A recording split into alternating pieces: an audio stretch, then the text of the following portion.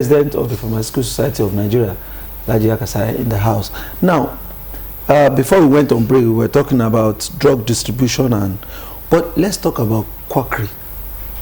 That's also a major problem. To what extent is quackery a problem in the practice of pharmacy in the country? And then when we talk of quacks, who are those that we call quacks? Quacks are those who have no business, no knowledge. They are not experts, and they want to indulge in doing what they don't know. And just to add on what he said, you see, there is law for those who are hawking, like the women you are talking about. The law says if you are found hawking medicine anywhere, you either pay 500,000 or you go to jail for 2 years. But who is enforcing it? Who is enforcing that? Who is enforcing it? If you are caught with fake drugs, you either pay 500,000 or 5 years to 15 years or both. You go to court, you stay for 5, 10 years, 20 years. Well, thank God the National Assembly is looking into the law to amend, especially the fake and counterfeit decree or law, where they are calling for life imprisonment for fakers, for hawkers to pay 2 million or 4 years imprisonment, which I believe it will be a little bit punitive enough to do that.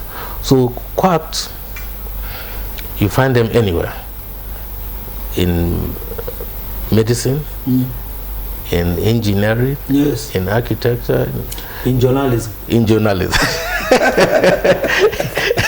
So they want to be, but they are not there. You see, we are pharmaceutical scientists. That is the first thing.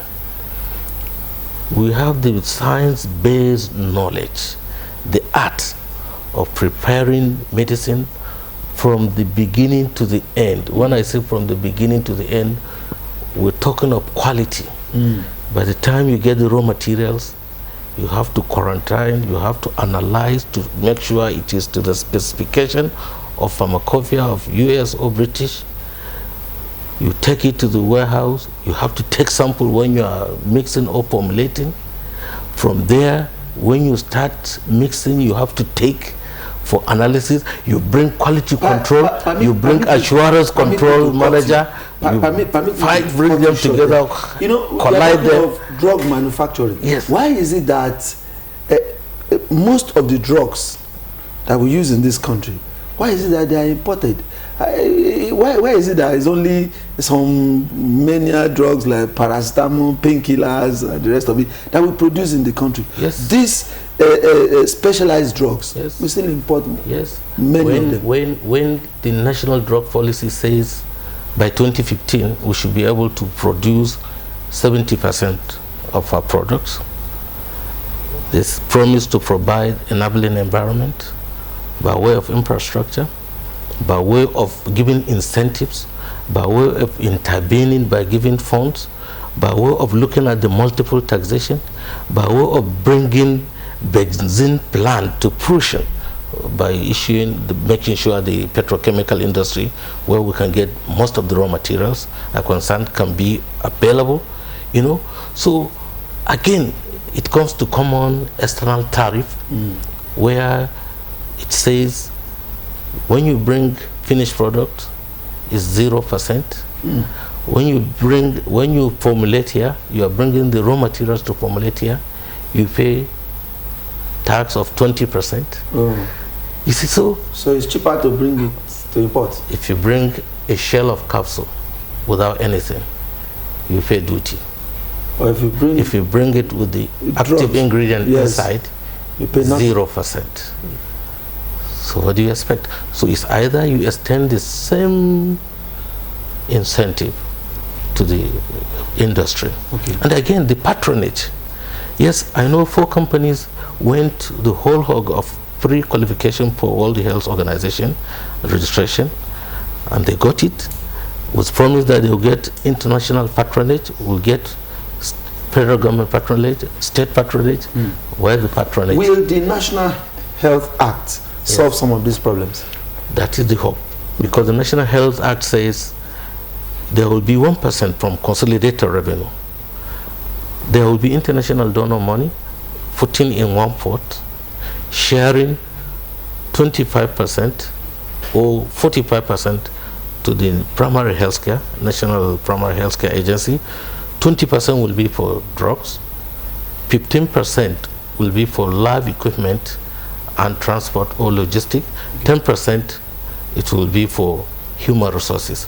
Then 50% will go to national health insurance, where it will go to all the providers, healthcare providers. Okay. Then 5% will be for emergency at the federal Ministry of Health. I'll come back to you for your final comment on the program. But let me ask you, Mr. Atume, this issue of self-medication.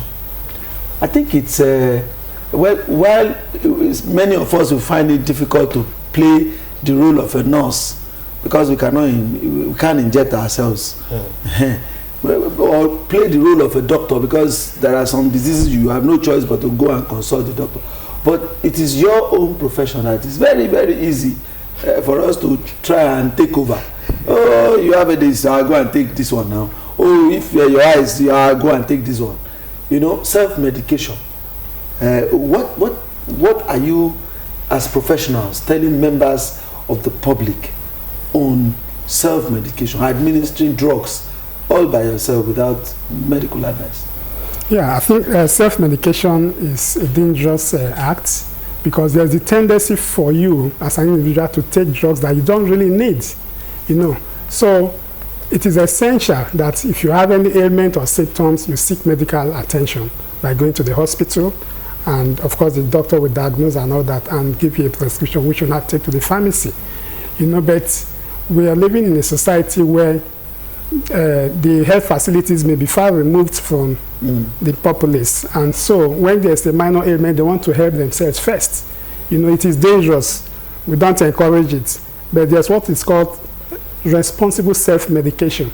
That is why for over-the-counter drugs, you see companies say if you take this medicine for 2 days, if it is not helping you, you seek medical attention.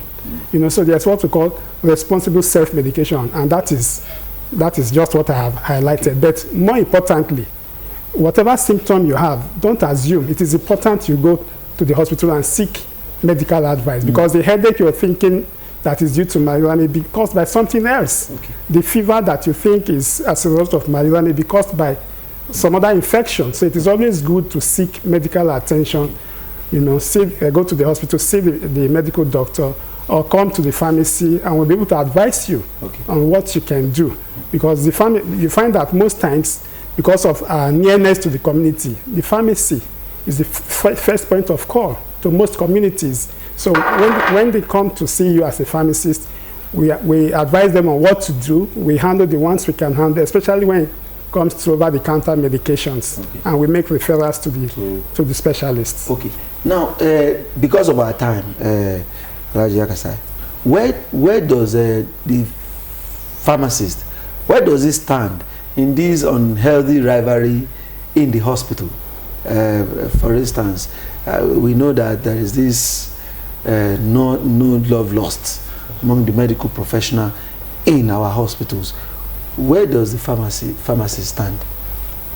We stand for justice, we stand for harmony, and we believe teamwork is the best concept for the benefit of the patients, for maximizing the outcomes as far as healthcare is concerned.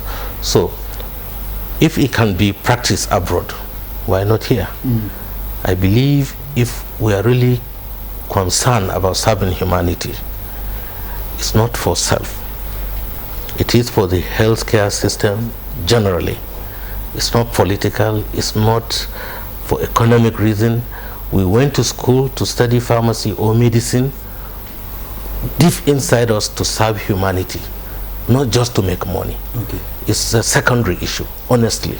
Whoever thinks it's just going into medicine, pharmacy, nursing and so on, just to make money, I can tell you, he should change the profession.